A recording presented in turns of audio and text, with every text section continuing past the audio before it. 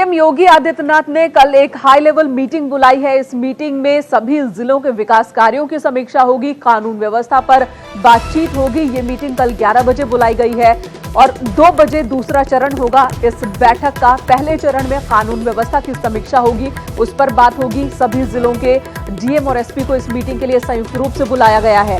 11 बजे कानून व्यवस्था पर बात होगी और दोपहर 2 बजे इस बैठक का जो दूसरा चरण है उसमें विकास कार्यों पर समीक्षा बैठक होगी, विकास कार्यों की बात होगी।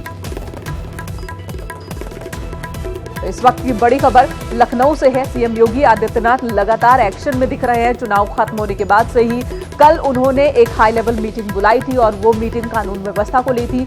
सख्त निर्देश दिए गए थे तमाम अधिकारियों को कि कहीं पर भी कानून व्यवस्था को लेकर लचर व्यवस्था नहीं दिखनी चाहिए और सभी बड़े अधिकारियों को भी कहा गया था कि वो अपने अपने इलाकों में पेट्रोलिंग करें और बड़े स्तर के जो अधिकारी हैं, पुलिसकर्मी हैं, वो भी सड़कों पर नजर आए ताकि कानून व्यवस्था को दुरुस्त किया जा सके, स्थिति को ठीक किया जा सके। और आज ये खबर इस वक्त आ रही है कि कल एक हाई लेवल मीटिंग होनी है। ये मीटिंग सुबह 11 बजे शुरू होगी। फर्स्ट हाफ में कानून व्यवस्था पर चर्चा होगी और उसके बाद सेकेंड हाफ में 2 बजे से विकास के मुद्दे पर समीक्षा होनी है। रंजना हमारी सहयोगी इस वक्त हमारे साथ जुड़ चुकी हैं। रंजना, क्या खबर आपके पास इस मीटिंग को लेकर, इस बैठक को लेकर? क्योंकि पहले खबर ये आई थी कि सिर्फ अलीगढ़ के एसएसपी को बुलाया गया है, लेकिन अब खबर आ रही है कि सभी जिलों के एसपी और डीएम को बुलाया गया है। देखिए, जिम्मेदार अधिकारियों को बुलाया गया है। जो भी जिम्मेदार अधिकारी हैं वो पहुंचेंगे और उनके साथ ये लॉ एंड ऑर्डर की व्यवस्था को लेकर के सीएम बैठक करेंगे। तो ये जो खबर आ रही है उसमें यही है कि कानून व्यवस्था को लेकर के जो विपक्ष जिस तरह से मुद्दा बनाने की कोशिश में लगा है, सरकार की पूरी कोशिश है कि किस तरह से कानून व्यवस्था को बिल्कुल ऐसे रूप में सामने रखा जाए जिसपे कोई उंगली न उठा सके। तो पूरे तौर पे जो है इस पे सीएम सख्त हैं और जो बात पहले कही जा रही थी कि हमीरपुर और अलीगढ़ में जो घटना हुई उसको लेकर के ही केवल ये है, तो ये अब कहा जा रहा है कि नहीं, जितने जिम्मेदार अधिकारी हैं सभी जिलों के डीएम और एसएसपी आएंगे और उनके साथ सीएम बैठक करेंगे। जी मेनका जी, और खबर यह भी है कि 2 चरणों में मीटिंग होगी, पहले कानून व्यवस्था और उसके बाद विकास के मुद्दे पर समीक्षा होनी है। बिल्कुल समीक्षा, देखिए हर विभाग की समीक्षा लगातार सीएम कर रहे हैं। अगर हम देखें तो जितने विभाग हैं, शिक्षा का व्यवस्था हो या फिर ग्रामीण डेवलपमेंट का हो या फिर सेल टैक्स का हो, तो हर विभाग की जो है हर दिन 2-3 विभागों की समीक्षा सीएम कर रहे हैं। तो एक तरह से विकास कार्यों की समीक्षा को लेकर के वो एजेंडा उनका शुरू हो चुका है। वो कल ही का केवल नहीं है, उसमें हर रोज 2-3 विभागों की बैठक लेते हैं वो, और बैठक लेके और तमाम दिशा निर्देश दिए जाते हैं कि किस तरह से आप लोग आगे का काम करें डेवलपमेंट का। तो इसी विकास की जो योजनाओं ये कुछ जानकारी है क्या कि कल कौन कौन से विभाग की समीक्षा होनी है?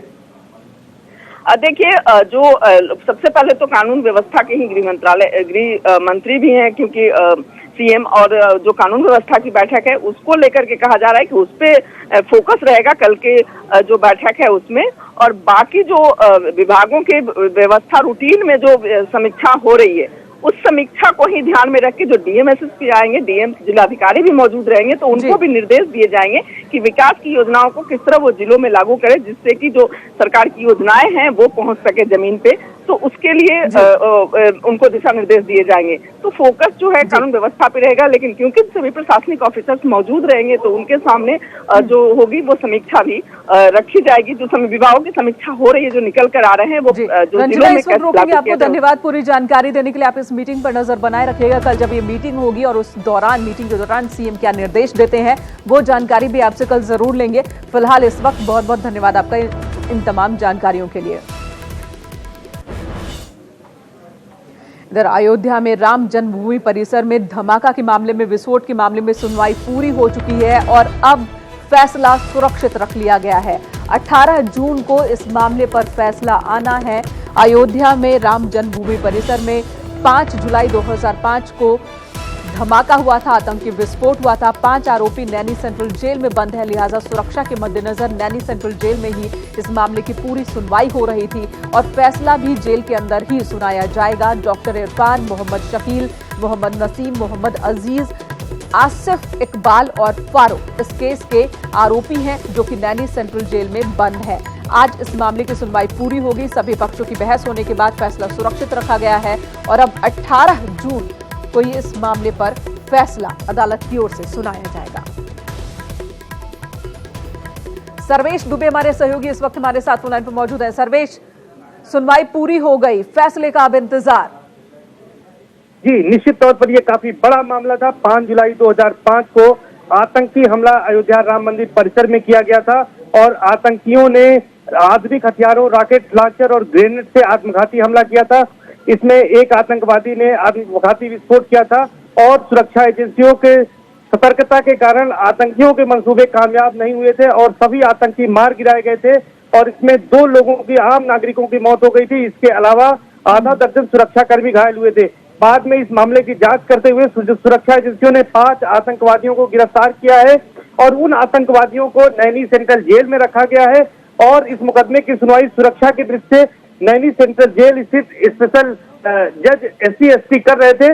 और दर्शकों को बता दें कि इस मामले में बचाव पक्ष की बहस पहले पूरी हो गई थी, लेकिन आज जो है सरकारी पक्ष की भी बहस पूरी हो गई है और इस मामले में अब 18 जून को फैसला आएगा।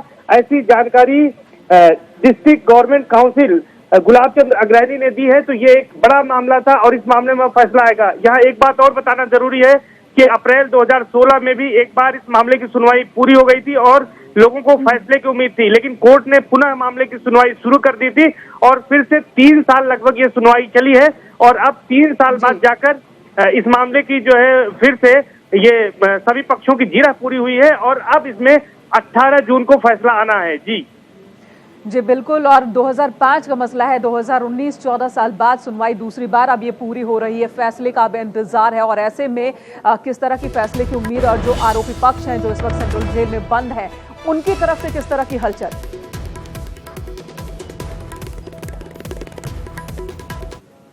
5 का ये मामला है और अयोध्या जन्मभूमि से जुड़ा हुआ है। वहां पर आतंकी विस्फोट का मामला था। इसमें कोर्ट भी ये चाहती थी कि सभी पक्षों की जीरा पूरी हो जाए। यही वजह रही कि 2016 में जब एक बार पूरी तरह से इसमें सभी बहस पूरी हो गई थी तो फिर से आरोपियों को एक मौका दिया गया और गवाहों के कुछ इसमें फिर से बयान दर्ज किए गए और सभी को पूरा मौका दिया गया और बचाव पक्ष ने जब अपनी बहस पूरी कर ली तो आज उसका जवाब जो दाखिल करना था सरकार के पक्ष से वो भी आज यहाँ पर दाखिल कर गया। तो कुल मिलाकर अब बहस पूरी हो गई है। अब लोगों को फैसले का इंतजार है और 18 जून। सर्वेश, रोकेंगे आपको, धन्यवाद पूरी जानकारी देने के लिए। तो 18 जून फैसले का दिन होगा। अयोध्या राम जन्मभूमि परिसर में 2005 में आतंकी विस्फोट, 5 लोग इस वक्त नैनी सेंट्रल जेल में बंद हैं और इनके भविष्य का फैसला, इस मामले में इंसाफ कहां तक पहुंचा, फैसला 18 जून को होना है।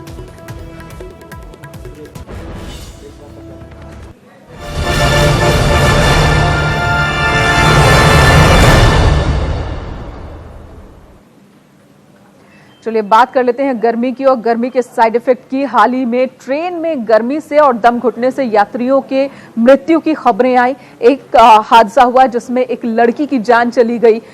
वो झांसी से उत्तर प्रदेश आ रही थी और एक दूसरे हादसे में 4 युवकों की मौत हो गई और वजह जो सामने आ रही है वो यही कि ट्रेन में गर्मी और दम घुटने की वजह से इन लोगों की मौत हुई है। ऐसे में न्यूज 18 की टीम ने अलग अलग ट्रेनों का जायजा लेने का सोचा, फैसला किया और हमारी टीम निकली कि ट्रेनों की स्थिति जांचे कि यहां पर गर्मी को लेकर किस तरह की व्यवस्था है। देखिए जरा ये पहली रिपोर्ट मुंबई से। यात्रा करना कितना दुश्वारियों भरा होता है इसको हम आपको दिखाना चाहते हैं। न्यूज 18 दिखा रहा है, देखिए किस तरीके से गर्मी, देखिए बच्चा रो रहा है, कितनी भीषण गर्मी है, बच्चे रो रहे हैं, भूख प्यास से परेशान है, लोगों का दम घुट रहा है, इतना ज्यादा सफोकेशन है जनरल बोगी में। पंखे भी हैं जो पंखे गर्म हवा दे रहे हैं। ऐसे में आप देख सकते हैं कि जनरल बोगी के हालात क्या है। देखिए एक सीट पे दो लोग लेटे हुए हैं, तो कहीं ना कहीं हालात बस से बदतर हो रहे हैं जनरल बोगी के। आप समझ सकते हैं केरल एक्सप्रेस में जो हादसा हुआ है, 4 लोगों की जो मौत हुई है, उसके पीछे की जो वजह है न्यूज 18 दिखा रहा है। यही वजह हो सकती है कि लोग क्षमता से कई गुना लोग यात्रा करते हैं, उनको जीआरपी आरपीएफ नहीं रोकती है, इसके चलते ही बड़े बड़े हादसे होते हैं। में जीआरपी और आरपीएफ और रेल अधिकारियों ने कोई सबक नहीं लिया है। वही हाल जो ट्रेन की जो कंपार्टमेंट है वही हाल है। तो फिलहाल क्या रेल अधिकारी या जीआरपीएफ या आरपीएफ कोई एक और बड़े हादसे का इंतजार कर रहे हैं? अश्वनी मिश्रा, न्यूज 18, झांसी। चलिए अब आपको कानपुर सेंट्रल रेलवे स्टेशन लिए चलते हैं और वहां की स्थिति भी आपको दिखाते हैं। वहां इस स्टेशन पर हर रोज कम से कम 200 से 250 ट्रेनें गुजरती हैं और यहां पर अगर वीवीआईपी ट्रेनों को छोड़ दी जाए तो लगभग सभी ट्रेनों की स्थिति ऐसी है। चूंकि गर्मी का मौसम और स्कूलों में भी गर्मी की छुट्टियां चल रही हैं, बड़ी संख्या में लोग इधर से उधर जाते हैं, गर्मी छुट्टी मनाने जाते हैं, तो ट्रेनों में भीड़ भी बहुत ज्यादा है और दूसरी तरफ लगातार पारा बढ़ रहा है और ऐसे में ट्रेनों में व्यवस्था बिल्कुल नहीं है। स्लीपर और स्लीपर कोच जो हैं, रिजर्वेशन वाले कोचेज हैं, वहां पर भी यात्रियों की संख्या ज्यादा है और व्यवस्था बिल्कुल भी नहीं है।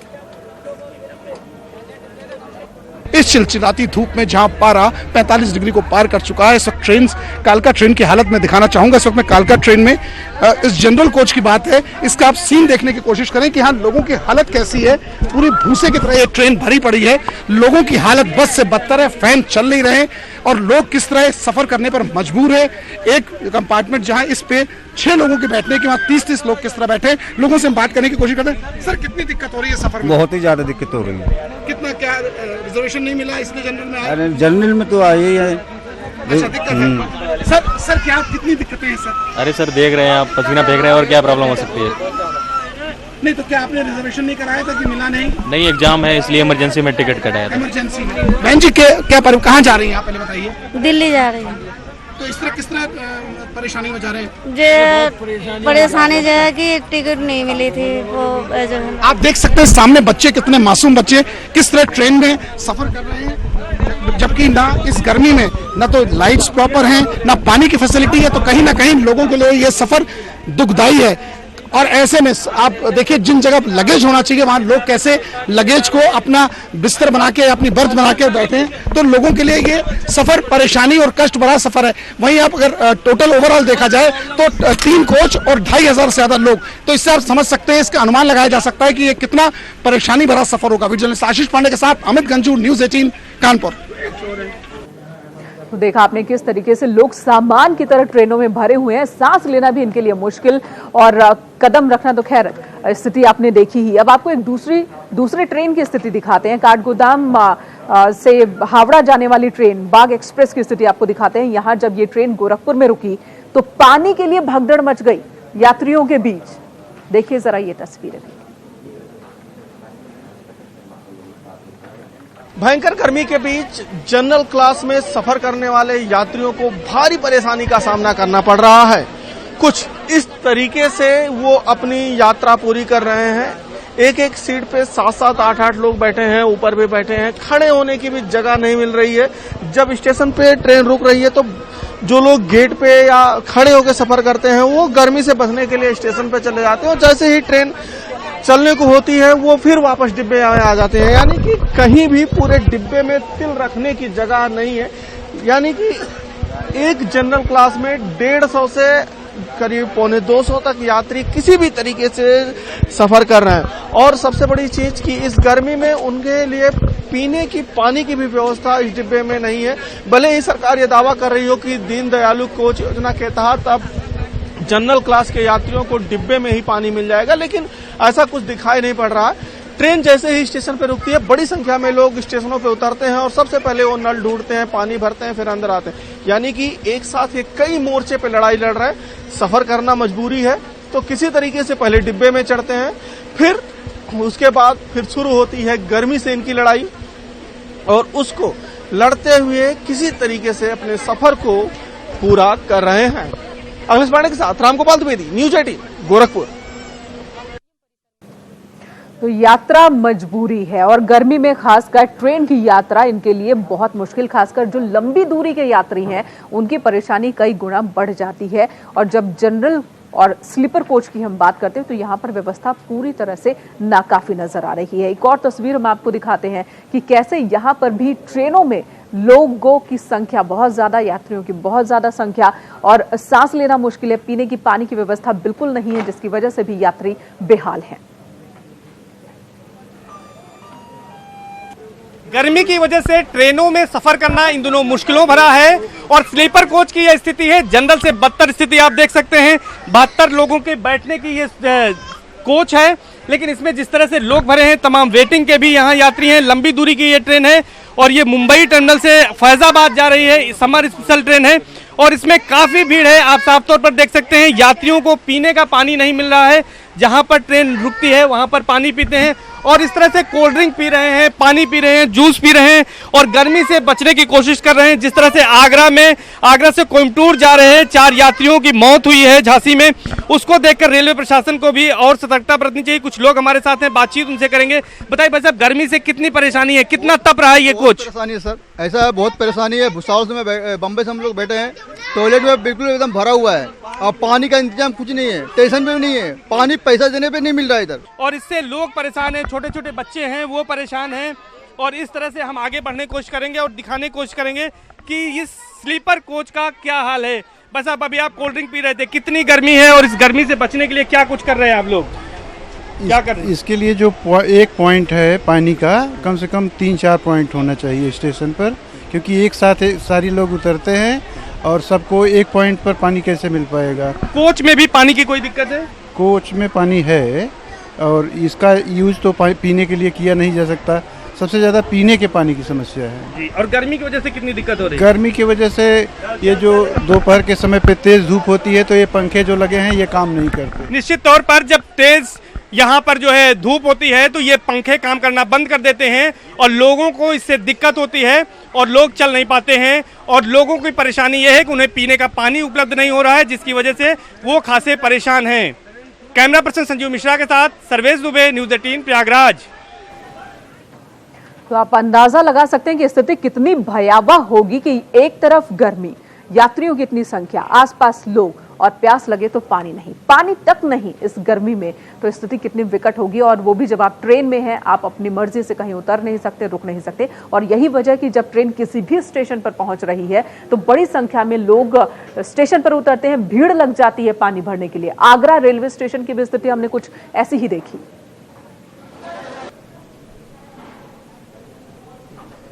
कोई व्यवस्थाएं नहीं है इसके अंदर ट्रेन में और सारी बहुत सी ऐसी परिस्थिति पड़ रही हैं जो पानी भी कमी है इसमें, पानी की भी, और स्टेशन पे ही कुछ प्याऊ वगैरह भी नहीं है। कैसे कर रहे हैं, कैसे कर रहे हैं, क्या परेशानी है? इसमें लू हो रही है और लू चल रही है और उन लोगों का तापमान सही नहीं है और क्या ऐसी परिस्थितियाँ हो रही हैं। हाल तो बहुत बुरा है, बहुत भीड़ चल रही है ट्रेन के अंदर। कितनी परेशानी हो रही है आप लोगों को? बहुत ज़्यादा परेशानी हो रही है आने जाने में।